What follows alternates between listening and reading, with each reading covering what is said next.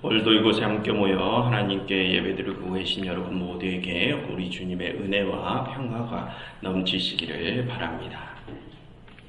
우리는 지난주에 요셉을 알지 못하는 새로운 애굽 왕이 자신의 백성인 이스라엘 민족에게 중한 노동을 시키는 장면을 살펴보았습니다. 그가 그렇게 한 이유는 하나님의 복을 받아 점점 강대해져가는 이스라엘이 두렵기 때문이었죠.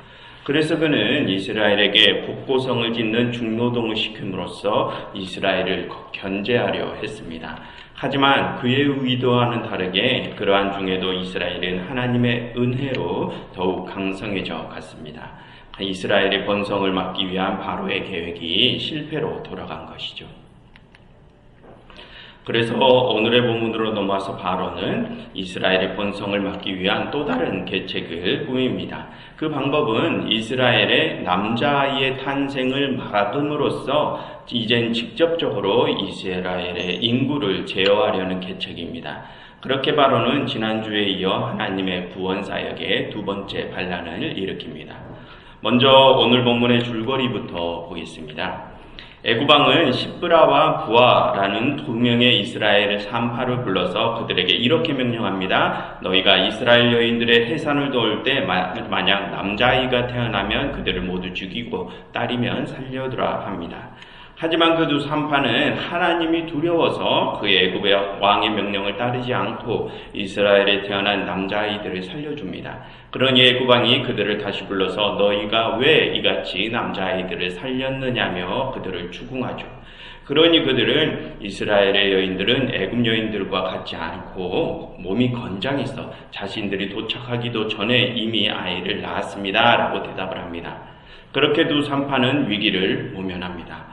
그리고 그렇게 두 산파에 대한 바로의 신문이 끝난 뒤에 하나님께서는 그 두 산파에게 은혜를 베푸시어 이스라엘을 더욱 강성하게 하시고 그리고 그 두 산파의 집도 흥왕하게 하십니다. 그렇게 애굽 왕의 두 번째 반란도 역시 실패로 돌아갑니다.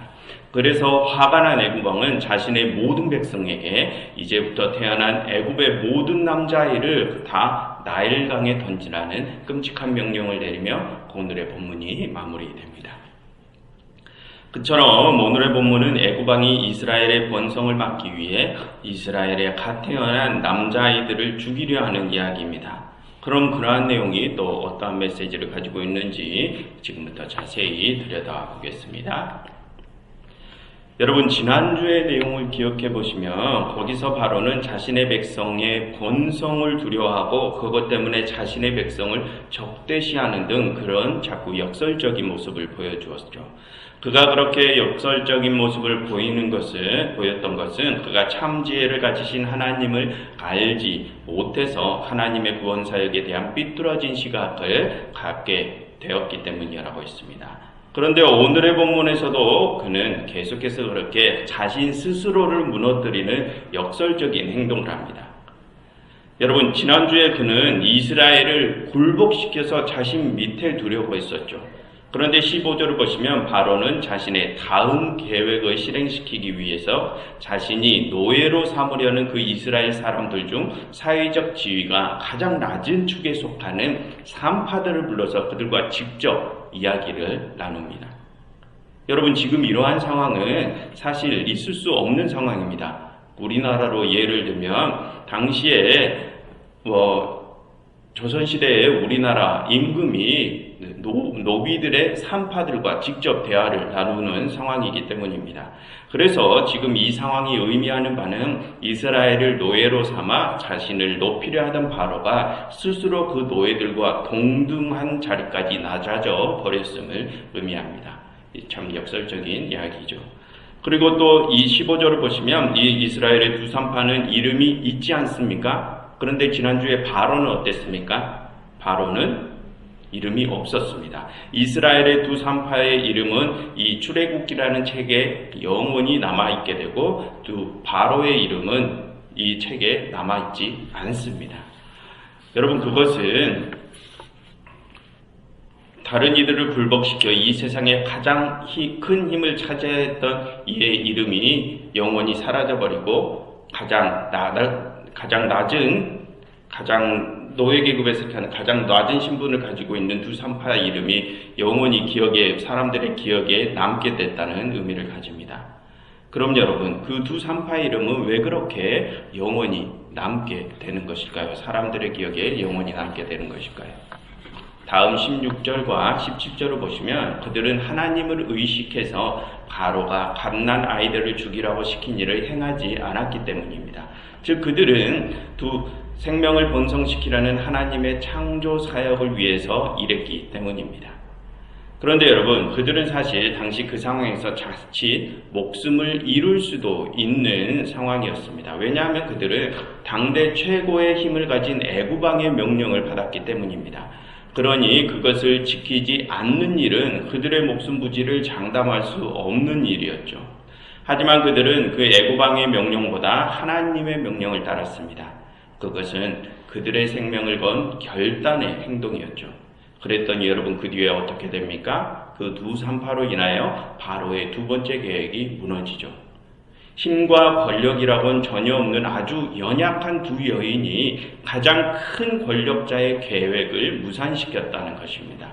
그래서 그 두 산파의 이름이 책에 기록되어 영원히 남게 된 것입니다. 그래서 그러한 내용을 통하여 우리는 다른 이를 짓밟고 다른 이들의 생명을 빼앗음으로 하나님의 창조 사역에 반기를 든 이들은 하나님의 기억에 남지 못하고 나의 목숨을 다해서 다른 이의 생명을 살림으로 하나님의 창조 사역에 동참한 이들은 하나님의 기억에 영원히 남게 된다는 것을 배울 수 있습니다. 그처럼 다른 일을 짓밟고 자신을 높이려는 자가 스스로 영원히 사라져버렸다는 것은 사실 참 역설적인 이야기죠. 그리고 세 번째 역설적인 상황은 방금 살펴보신 것처럼 이 바로가 이집트 전체는 굴복시켰지만 자신이 노예처럼 생각하는 이 두 산파는 굴복시키지 못했다는 것입니다. 여러분, 지난주 이야기를 다시 떠올려 보시면 거기서 바로는 애굽 전체를 자신의 뜻에 따르도록 결집시키고 이스라엘과 그 애굽 전체를 대립시켰죠. 그래서 지금 애굽은 그런 바로의 명령에 따르고 있습니다. 하지만 여러분, 방금 살펴보신 것처럼 두 산파는 바로의 명령을 듣지 않았습니다. 어찌 보면 바로의 눈짓 한 번에도 파리처럼 목숨이 사라질 법한 그 힘없는 두 여인이 당대 최고 권력자의 명령을 따르지 않았다고 합니다. 즉 바로는 가장 강력한 힘을 가지고서도 그 힘없는 두 여인을 굴복시키지 못했다는 것입니다. 거기에 더해서 여러분, 성경에서 18절과 19절을 보시면 바로는 자신의 명을 어긴 그 두 여인을 다시 잡아와서 그들을 추궁하는데 그때에도 바로는 그 두 산파를 굴복시키지 못합니다.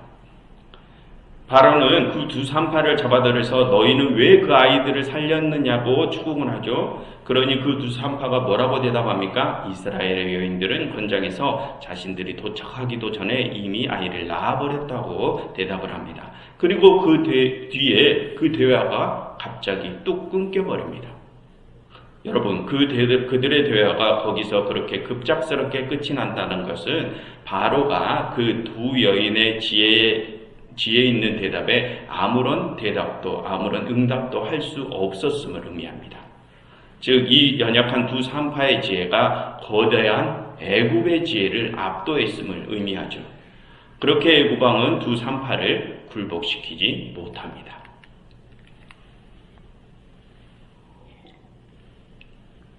그리고 또 역설적인 상황은 계속됩니다. 그 다음 20절과 21절을 보시면 방금 바로와 두 산파의 대화 뒤에 어떠한 일이 일어났다고 했습니까? 하나님께서 은혜를 베푸시어 이스라엘을 더욱 강성하게 하시고 두 산파의 지방도 흥왕하게 하셨다고 합니다. 여러분, 바로와 그 두 산파는 서로 다른 목적을 위해서 일을 했었죠. 바로는 이스라엘을 억압하고 그들의 생명을 빼앗기 위해 일했습니다. 그는 자신도 모르는 사이에 하나님의 창조 사역을 파괴하는 일을 했습니다. 그와는 반대로 두 산파는 생명을 살리고 하나님의 창조 사역을 위한 일을 했었죠. 그처럼 바로와 그 두 산파는 서로 다른 목적을 위해서 일을 했습니다. 그런데 그 결과가 어떻게 되었습니까? 결국 그 둘은 생명의 번성이라는 똑같은 결과를 만들어냈습니다. 하나님은 바로와 그 두 산파 사이의 사건에서 그 두 산파의 결단이 있는 모습을 보시고 이스라엘을 더욱 번성케 하시는 계기로 하나님께서 삼으신 것입니다. 여러분, 그러한 상황은 또 우리로 하여금 하나님께서는 자신의 뜻을 따르는 사람과 그렇지 않은 사람들, 그들 모두를 사용하실 수 있다는 것을 생각하게 합니다. 여러분, 17절을 한번 다시 보시면 두 산파는 하나님이 두려워서 바로가 아니라 하나님의 명령을 따랐다고 했었죠. 그런데 여러분, 거기서 두려워하다라는 히브리어 단어는 뒤에 21절에서 산파들이 하나님을 경외하다라고 할 때 그 경외하다라는 단어와 똑같은 단어입니다. 두려워하다라는 단어와 경외하다는 똑같은 뜻이라는 것이죠. 즉 그들은 하나님을 경외하는 자들이었기 때문에 하나님의 뜻을 따랐다는 것입니다. 그래서 하나님께서는 그렇게 자신을 경외하고 자신의 뜻을 따르는 그들을 사용하셔서 생명의 번성을 이루셨죠. 그런데 여러분, 하나님께서는 자신을 모르고 경외하지도 않는 바로도 사용하십니다. 여러분, 뒤에 22절을 보시면 방금 이스라엘의 두 산파에 의해서 자신의 두 번째 계획이 무너진 바로는 이스라엘을 무너뜨릴 또 다른 방법을 찾아내죠. 그 방법이 무엇입니까? 이제는 이스라엘의 아들들뿐만이 아니라 애굽의 모든 사내 아이들을 나일강에 던져서 몰살하는 방법입니다. 그런데 여러분, 그렇게 바로가 새롭게 생각해낸 그 세 번째 방법에 의해 나중에 누가 바로의 딸의 양자가 됩니까? 모세입니다. 그 모세는 지금 바로가 짜낸 그 방법 때문에 나일강에 버려지나 그 일로 인하여 바로의 딸의 눈에 띄어 바로의 양손자가 되죠. 그래서 그렇게 생명을 건진 그 모세가 하나님께 부름을 받고 이스라엘의 출애굽을 책임지는 인도자가 됩니다. 그처럼 하나님께서는 당신을 경외하는 자들만을 사용하시는 것뿐만이 아니라 당신을 경외하지 않는 이들까지도 사용하십니다. 여러분, 그러한 내용은 성경에서 많이 나오죠. 바벨론에 의해 포로가 되어 타국으로 끌려갔던 이스라엘을 하나님께서 페르시아 왕 고레스의 마음을 감동시켜서 이스라엘을 돌려보내신 일도 있고요. 아무튼 그처럼 바로는 자신의 계략으로 모세를 살리게 되는 역설적인 모습을 보입니다. 그리고 여러분, 바로가 보이는 역설적인 상황들은 또 있는데 이제 빠르게 한번 설명을 드리겠습니다. 방금 말씀드린 대로 바로는 이스라엘의 번성을 막기 위해 세 번째 방법을 생겨냈습니다. 그것은 이제 애굽의 모든 갓난 남자아이를 죽이는 방법이죠. 그런데 여러분, 그는 지금 그 방법에 의해서 후에 자신의 아들도 이룰 수 있을 것이라는 생각을 하지 못하고 있습니다. 눈앞에 닥친 일을 황급히 처리하고자 자신에게 닥칠 뒷일을 생각하지 못하고 어리석은 자충수를 둔 거죠. 애굽의 모든 갓난한 남자아이를 죽이라고 했으니 이제 자기가 남자아이를 낳아도 그 아이를 죽여야 되는 상황이니까 말입니다. 그래서 여러분, 나중에 하나님께서는 바로의 지금 이 계획을 사용하셔서 정말로 애굽의 모든 사나이 아이의 목숨을 다 거두어 들이시지 않습니까? 오늘 바로의 이 어리석은 계책이 자신뿐만이 아니라 바로 자신뿐만이 아니라 애굽 전체를 위험에 빠뜨리게 됩니다. 그 역시 역설적인 모습이죠. 여러분, 그리고 그는 본래 이스라엘을 위협에 빠뜨리려는 것에 이스라엘을 위협에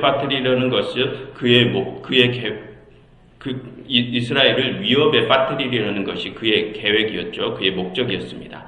하지만 방금 말씀드린 대로 그 계획이 도리어 애굽 국민들을 위협에 빠뜨리는 결과를 가져옵니다.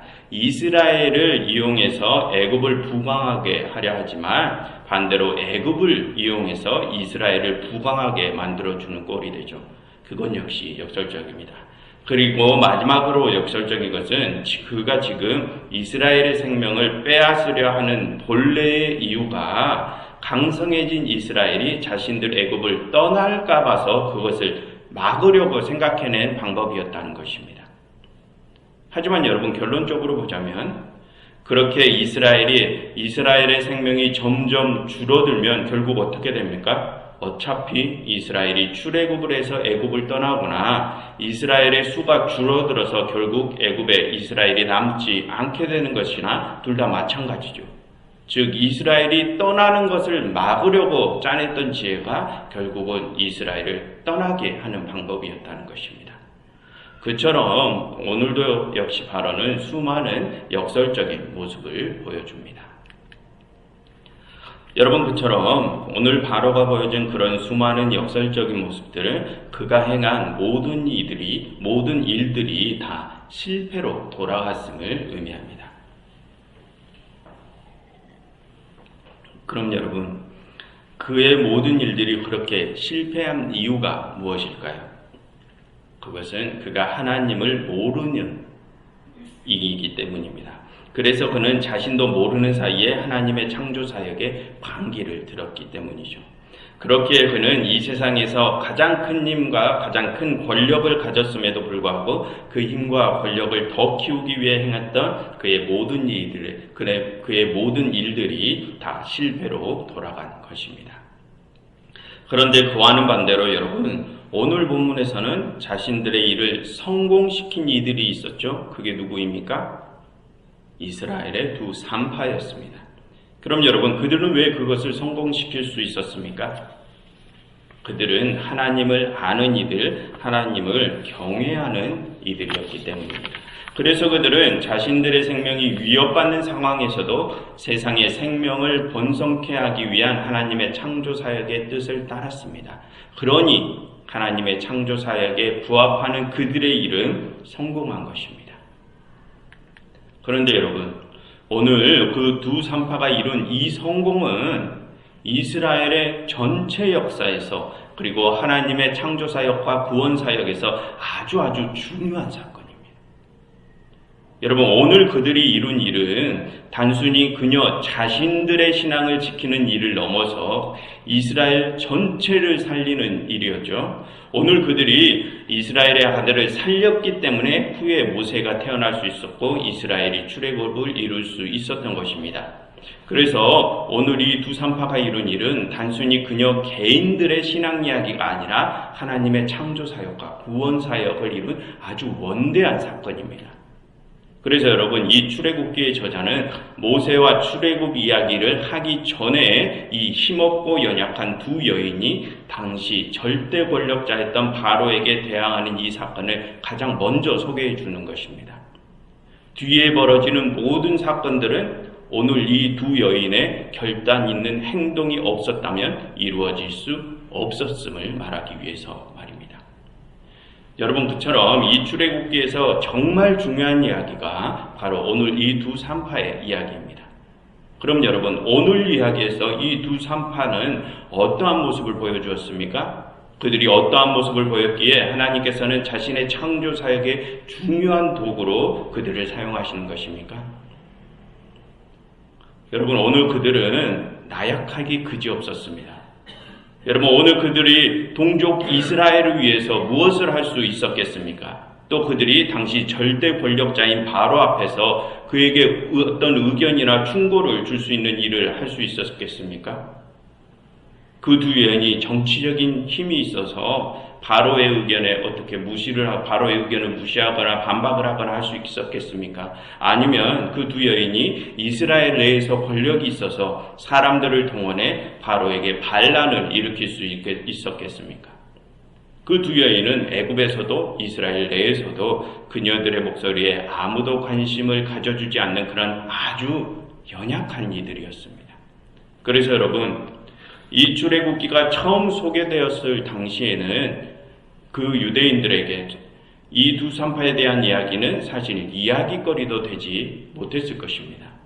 당시 유대인들은 대부분 뒤에 나올 모세라는 강력한 인물을 기다리느라 오늘 이 두 산파의 이야기는 잉둥둥 마는둥 했을 것입니다. 모세가 태어날 수 있게 한 배경 정도의 이야기로 들었겠죠.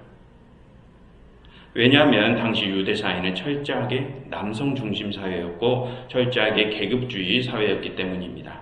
그러한 시대에 이 두 산파의 이야기가 얼마나 관심을 가지고 전파되었겠습니까? 하지만 여러분, 이 출애굽기의 저자는 그러한 상황에서도 이 연약한 두 산파 이야기를 모세 이야기 앞에 내세웁니다.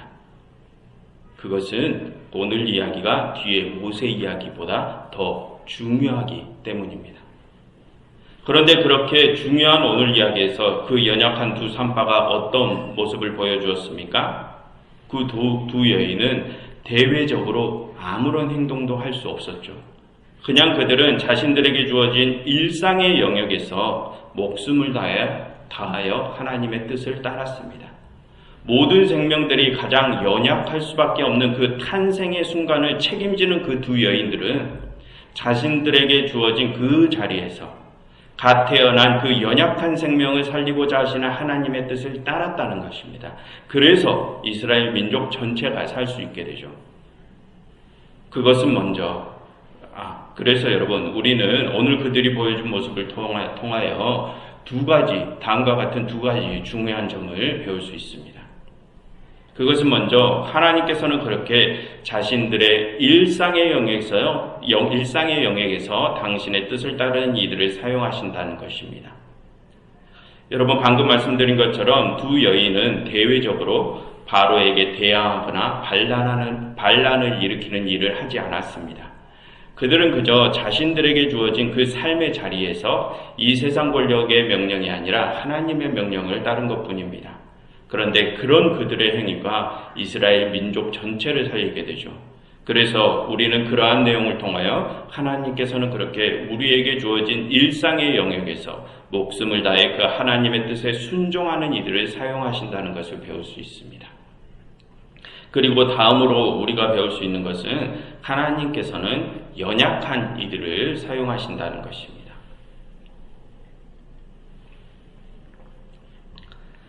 여러분, 우리는 하나님의 일하심에 대하여 종종 오해를 합니다. 하나님께서는 어떤 특별하고 강력한 능력을 갖춘 이들을 사용하신다고 종종 오해를 하기도 합니다. 그런데 여러분, 성경은 그렇게 말하지 않습니다. 성경은 분명하게 말합니다. 하나님께서는 연약한 이들을 사용하신다고 말입니다. 여러분, 뒤에 하나님께서 모세를 언제부터 사용하십니까? 그가 부지 중에 살인을 저지름으로 그가 애굽에서 가졌었던 모든 힘을 다 잃었었을 때, 그때 그를 사용하십니다. 그리고 신약시대에 하나님이 바울을 사용하실 때도 마찬가지죠. 하나님께서는 바울이 사울이었을 때, 힘을 가지고 있었을 때 그를 사용하신 것이 아닙니다. 하나님께서는 바울이 사람들에게 매맞고 헐벗고 말도 잘 못하고 심지어 육체적인 장애까지 가졌을 때 그런 바울을 사용하셨습니다. 또한 하나님께서는 자신의 강력한 힘을 이 세상에 보여주시기 위하여 당신의 아들을 이 땅에 보내신 것이 아니라 가장 연약한 모습으로 우리의 죄를 대신 감당하라고 당신의 아들을 이 땅에 보내셨죠. 그처럼 여러분, 하나님께서는 이 세상에서 잘나고 힘과 능력이 있는 이들을 사용하는 것이 아닙니다. 그것이 아니라 이 세상에서 사람들에게 나약하다고 손가락질을 받는 그런 연약한 이들을 사용하신다고 성경은 분명하게 말을 하고 있습니다. 그럼 여러분, 하나님께서는 왜 그렇게 연약한 이들을 사용하실까요? 그것에 대하여는 고린도 후서에서 바울이 아주 잘 설명을 해주고 있습니다. 고린도 후서 12장 7절부터 10절의 말씀인데요. 이 말씀은 바울이 하나님께 자신이 가진 육체의 가시를 없애주시라고 3번이나 기도한 후에 하나님께 응답을 받고 내뱉는 말입니다. 제가 읽어드리겠습니다. 내가 육체의 가시 곧 사탄의 내게 내 육체에 가시고 사탄의 사자를 주셨으니 이는 나를 쳐서 너무 자만하지 않게 하려 하심이라. 이것이 내게 떠나가게 하기 위하여 내가 3번 주께 간구하였더니 나에게 이르시기를 내 은혜가 내게 족하도다. 이는 내 능력이 약한 데서 온전하여짐이라 하신지라. 그러므로 도리어 크게 기뻐함으로 나의 여러 약한 것들에 대하여 이제 내가 자랑하리니 이는 그리스도의 능력이 내게 머물게 하려 함이라. 그러므로 내가 그리스도를 위하여 약한 것들과 능욕과 궁핍과 박해와 공고를 기뻐하노니 이는 내가 약한 그때에 강함이라. 여러분, 하나님께서는 왜 그렇게 연약한 이들을 사용하실까요? 우리가 그렇게 약해지고 약해져서 우리의 힘이 하나도 발휘될 수 없을 때, 그때야 비로소 하나님의 진정한 강한 능력이 우리를 통해서 드러나기 때문입니다. 그래서 하나님께서는 그런 연약한 이들을 사용하시는 것입니다. 여러분, 우리 주에는 이런 생각을 하시는 분들이 종종 계십니다. 저는 약해요. 그래서 저는 하나님께 쓰임받는 그런 큰 일은 하지 못해요. 그런 큰 일은 큰 능력이나 가진 분들이나 하시는 것이죠. 저는 못해요. 라고 하시는 분들이 계시죠. 아니요, 하나님께서는 그렇게 말씀하지 않으십니다. 하나님께서는 분명히 말씀하십니다. 나는 너희들이 약하기 때문에 사용하신다고요. 여러분, 하나님께서는 그렇게 약한 이들과 함께 하시고 그 약한 이들에게 이 세상의 모든 위협과 고난을 이겨낼 힘을 주십니다. 그래서 오늘 그 두 연약한 산파들도 자신들의 목숨이 위협받는 상황 속에서도 그것을 이겨낼 용기를 낼 수 있었던 것입니다. 여러분, 하나님께서 우리에게 원하시는 것은 특별한 것이 아닙니다. 우리더러 모세처럼 어디를 가서 중대한 사건을 해결하라고 말씀하시는 것이 아닙니다. 하나님께서는 지금 우리가 아무런 힘이 없다고 할지라도 그런 연약한 우리를 가장 반겨맞아 주시니, 그리고 당신의 일꾼으로 사용하시니 지금 우리에게 주어진 그 자리, 그 일상의 순간순간 속에서 당신의 뜻을 지키며 살라고 하시는 것입니다. 하나님께서는 그런 연약한 우리의 일상의 모습으로 이 세상을 향한 당신의 원대한 구원 사역을 이루어 나가십니다. 여러분, 그렇게 우리가 연약함에도 불구하고 우리의 일상에서 우리가 목숨을 다해 하나님의 뜻을 지키는 것이 우리가 하나님을 경외하는 것입니다. 그러니 여러분, 지금 여러분들께서 계신 그 자리 그곳에서 지금 연약한 그 모습으로 하나님의 뜻을 지키며 살아가십시오. 만약 여러분들이 그곳에서 그렇게 하나님을 경외하신다면 하나님께서는 오늘 이 십브라와 부하라고 하는 두 히브리 산파들처럼 이제 여러분들의 이름을 영원히 기억하실 것입니다. 기도하겠습니다. 하나님, 이제는 저희가 저희의 연약함을 탓하지 않게 하시고 이 연약한 모습으로 저희의 일상에서 주님의 뜻을 목숨 다해 지키며 살게 하시옵소서. 예수 그리스도 이름으로 기도드렸습니다.